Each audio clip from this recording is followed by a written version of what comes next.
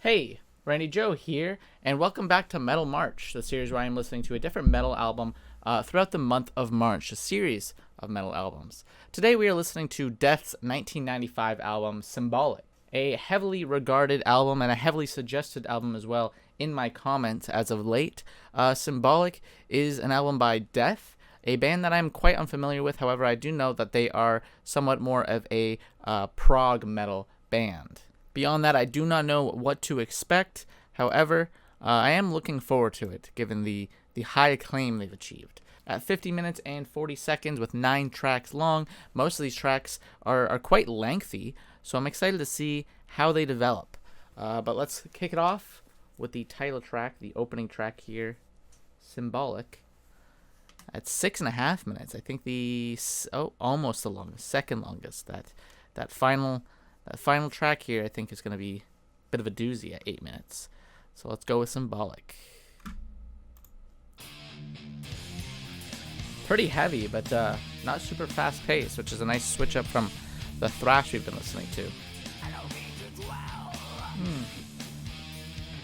I did not expect these screaming-like vocals. A strong precursor to Screamo, I would argue. Oh, we're just kicking off here. Scratch what I said on the thrash comment I made earlier. The drumming here is absolutely just like lightning speed. Seems this is technical death metal and melodic death metal, which makes this our first death metal album of the month. Certainly pushing things to a much further extreme than I've heard so far. Oh, I like this come down.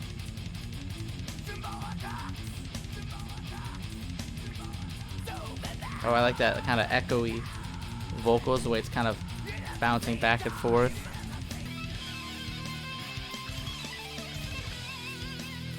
I didn't expect such electrifying guitar solos to be on a death metal album, but I know very little about the genre. As much as I love this guitar solo that is screeching over the main riff in the background, that doon doon doon doon doon is a really nice element, I think, to the track. Nice backbone. Oh, really love the dynamic instrumental, constantly like shifting between a slow and fast pace tempo. This protagonist yearning for a simpler time, perhaps? Trying to like trace their corruption, maybe? There's a lot going into this track. What a heavy first track. Not just in sound, but in terms of scope and overall execution. There's a lot that goes into it. Oh.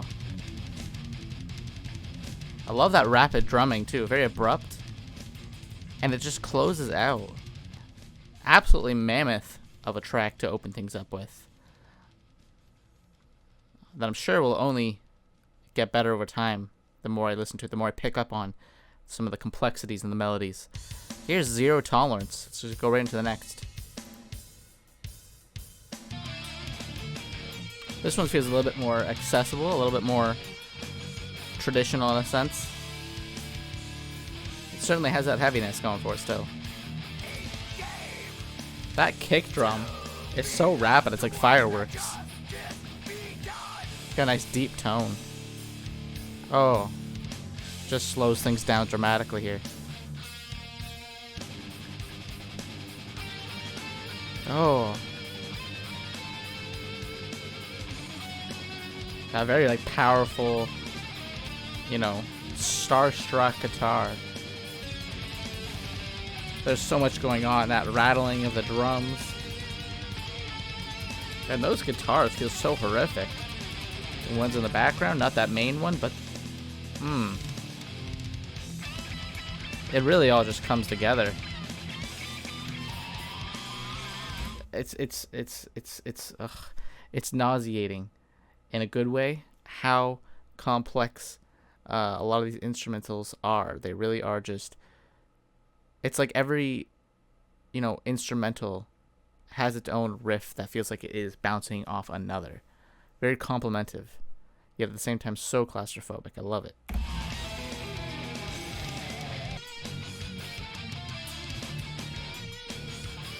Not sure what this track's about. Maybe like the future, but I'm not too sure.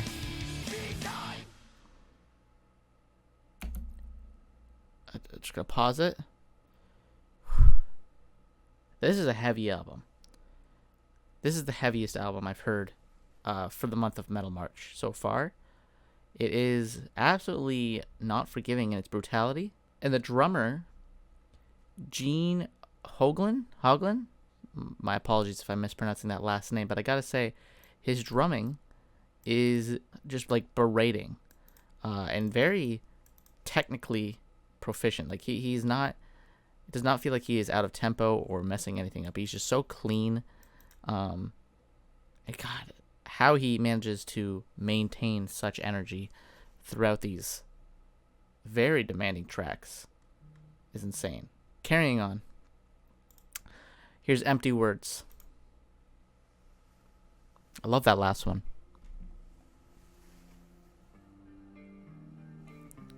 Okay, a bit more of an atmospheric open. It's a bit cleaner, but I'm sure it'll definitely go right into things.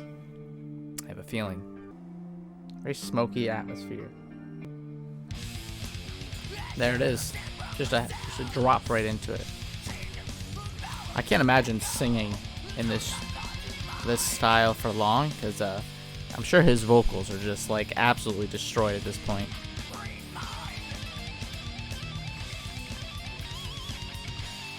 Oh, I love that cycling sound. I feel like a tornado of guitars. I love that, like, that ring out at the end of each riff. I'm not sure if it's the vocalist Chuck or Bobby on the guitar, but one of them is just absolutely shredding on this track. Oh, I love that. That like just that guitar that just cycles around. It like guides your mind. It really just took me for a spin, like literally taking me for a spin. With how it just mentally captures you. Not sure what he's talking about in this track. But boy, is it heavy.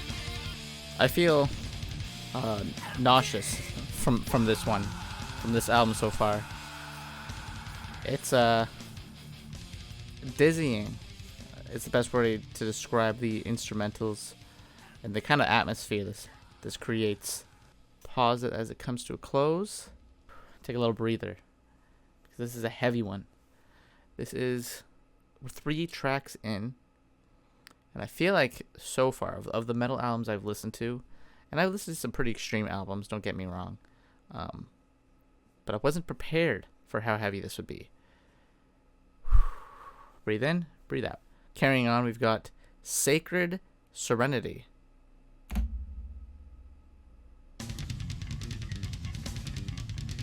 Such a heavy like darkness too to this album. I went to check how many albums they have, and I saw that the vocalist passed away in 2001, which is really unfortunate because he's one of the more unique ones I've heard so far this month. So rest in peace, Chuck Staldinger. I don't want to mispronounce that, but all my respect for him. Rest in peace.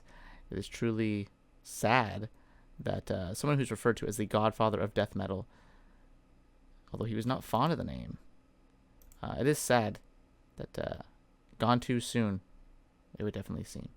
And boy, did he have quite a few bands he was working with. Huh. Anyway, carrying on, let's continue. Sacred Serenity, R.I.P. to Chuck.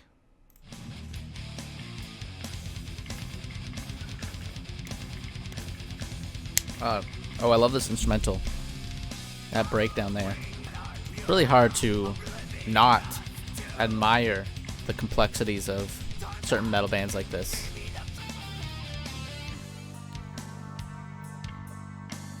What a shift. This is so much more like tranquil and relaxing. I really like that slight reverb background as well. It's like putting a hot cloth on my brain.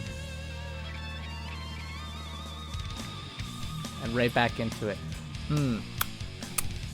What a beautiful little riff there. What a breakdown. I love, not riff I should say, what a beautiful breakdown as it went to a more tranquil, relaxed state.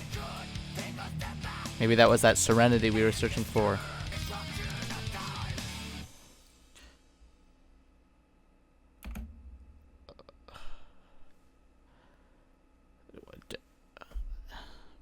I don't even have words. I thought that one was maybe the most beautiful so far, especially with that little break in the middle, feeling like a nice relaxer as it dove right back into things. But this is a very complex set of instrumentals so far, and his vocals as well. He certainly commands attention, I'll say that. I'm loving this so far. We're going to go into 1,000 Eyes. I'm feeling speechless. I don't have much to say sometimes when I'm listening to these because it's a lot to take in. So I apologize if you're not getting a huge in-depth reaction, but I will give you my straight reaction, which is, this is just a lot to take in, and it's leaving me speechless. Let's go on to the next track. Already halfway through the album.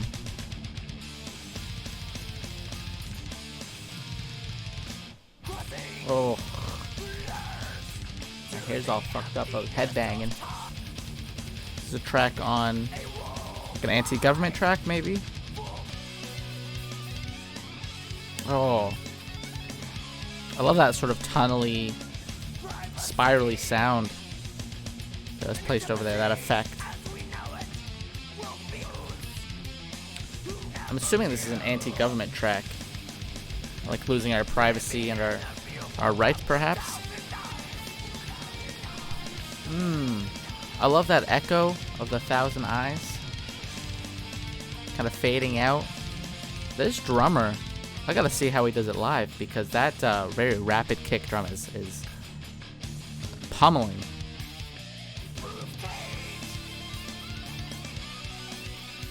See this part, this instrumental, this riff, this whole section, easily the standout moment for me on this track.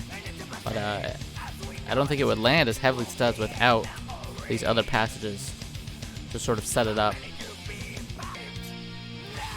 Yeah, to me, a much clearer message on being an anti-government track, kind of having like a 1984-esque, tone to it. Loved it. It's hard to say anything negative. Next, we're going into Without Judgment.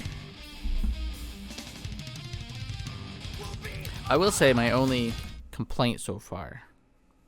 Hear me out.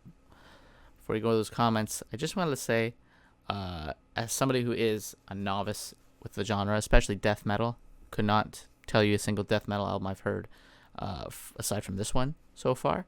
Certainly a genre I do want to dig into further, but again, this is my first death metal experience, and there does come a point where it's hard for me to distinguish between the tracks.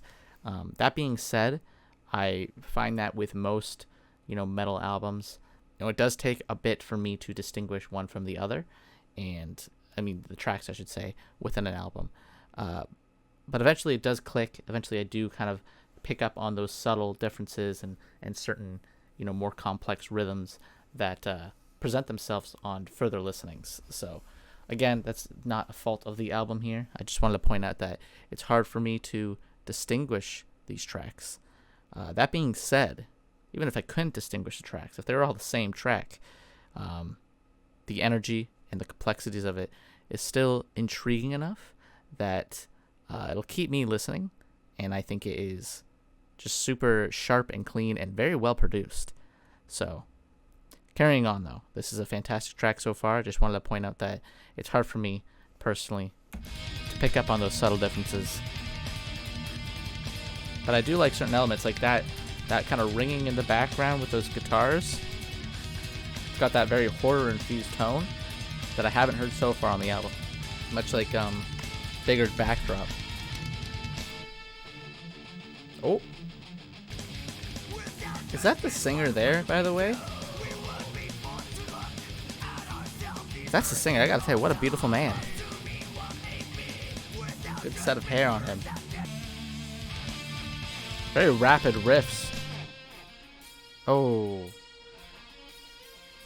This track has a lot of changes within the instrumentals.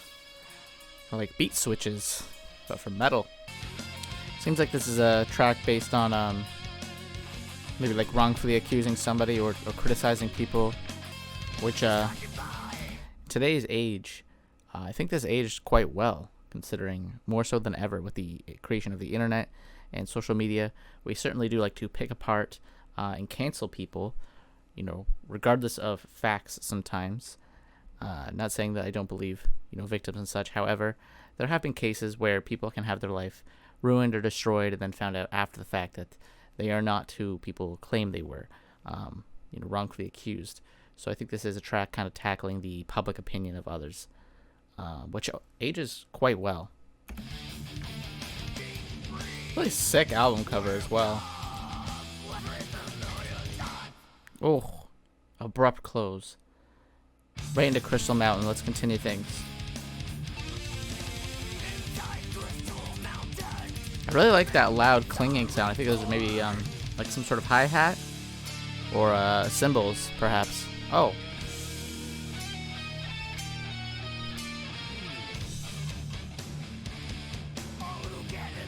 God, some of these very subtle moments too. Like there was like I don't even know how to isolate it, but there's like a very subtle riff that kind of just came in for a moment there.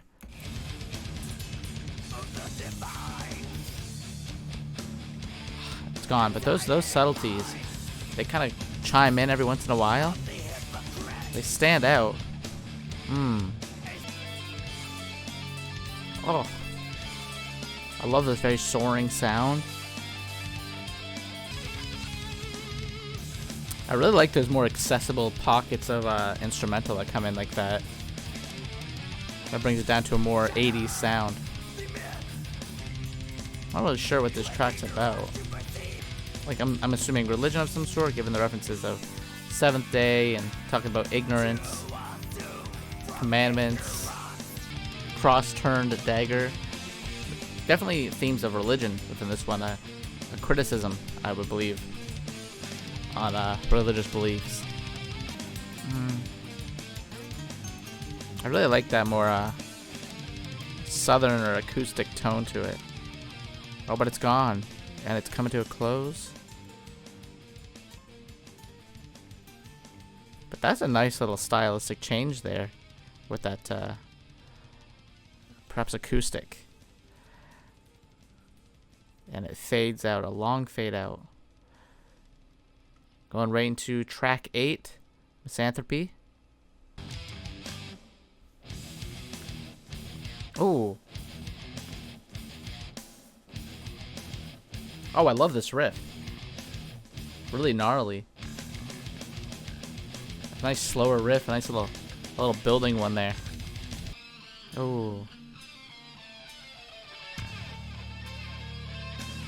Love that ethereal sort of guitar there. Kind of like ascending us.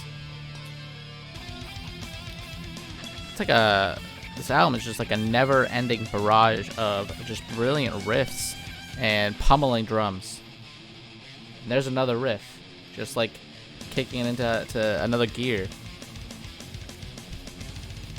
Never lets up.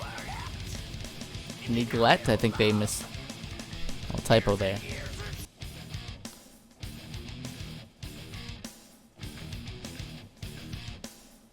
I love this riff. God, I love that riff there so much. It's just like so catchy, so groovy. Great track. Not much to say that I haven't said already, but the rest of the album, let's just go into this track here. Perennial Quest, 8.5 minutes. The mammoth track, the closer. Is it as epic as its runtime? Is the question. Given the tracks, just back-to-back perfection, I'm gonna assume yes. What a heavy drop, heavy shift. God. This one, oh. Go back to that riff. I really love that that slower, just like berating, punchy riff there. It was really heavy. Is this like about searching for your truth or the meaning of life, maybe? Searching for answers on the perennial quest where dreams are followed and time is a test. A race against time, something that I, myself, and many others relate to.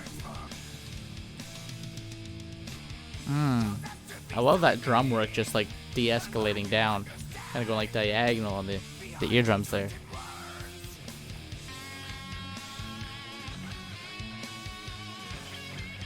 I feel like we haven't heard a guitar solo in a while. Just like escalating over everything else. Oh, there's that heavy drop. It's like it's decapitating me.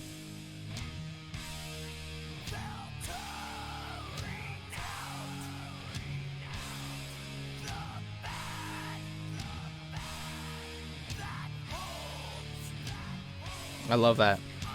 It's such a heavy drop. And then it just kicks into 5th gear. But I do like that heavy drop quite a bit. I think more than this riff here. I really like the way this is closing out the album with a much softer approach. My hair is a little fucked up. It is what it is. We'll ride it out. Just love this much more gentle acoustic as we close out. On the search for the meaning of life is what this track seemed to have chronicled, and very heavy on the lyric side. Tons of verses and chorus. And there it is. And that's gonna do it for Symbolic by Death. 50 minutes past, 9 tracks, and oh, I gotta say that is one heavy album. The heaviest so far I've heard this month. Maybe it'll get heavier from here. I'm not too sure. However, I will say this is a fantastic, incredibly complex, rhythmically dynamic, and very melodic album, while at the same time never holding back from its very crushing atmosphere and its very just death metal approach. This is a brilliant LP. It's funny how metal, you know, I feel like has such a rep for being really edgy and serious and dark, but some of these tracks here are very like wholesome in their meaning. You know, criticizing religion as a way to, I guess, defend others. It would seem, searching for the meaning of life. From what I gathered from that track at the end here, very wholesome in their ideologies, yet very not wholesome in their execution. Very crushing, and I'm just going to say it. I thought this was a brilliant LP from front to back. I don't think there was anything to criticize here. And the only thing I can criticize is what I said earlier in this reaction, which was for a novice like myself in the metal genre, I'm not going to proclaim to be an expert. I certainly am not. A lot of it does feel like it blends together, but as time goes on and as I delve more into each album I've listened to, I can certainly pick up on the much more complex rhythms and signatures and riffs with repeated listenings, which only makes them grow stronger. Symbolic by Death, though, is probably the greatest example of just some incredibly well-written riffs and rhythms, melodies as well, that all just come together in such a claustrophobic yet unique way. Fantastic LP, through and through, and rest in peace to the singer. It's really unfortunate. They have a pretty short discography, so I'm sure as I grow accustomed to this LP, I'll check out some of their other work because they're certainly a band not to be missed. But that pretty much does it for this video. If you like this video, please hit like and subscribe to follow along in listening to more metal albums throughout the month of March. I've got quite a few more to do before we close things out. And of course, I'm still reacting to new albums that kind of come along here and there. I will be checking out whatever comes my way. So yeah, that's pretty much all there is to it. If you like the video, please hit like and subscribe. And as always, my name is Randy Joe, and I'm signing off.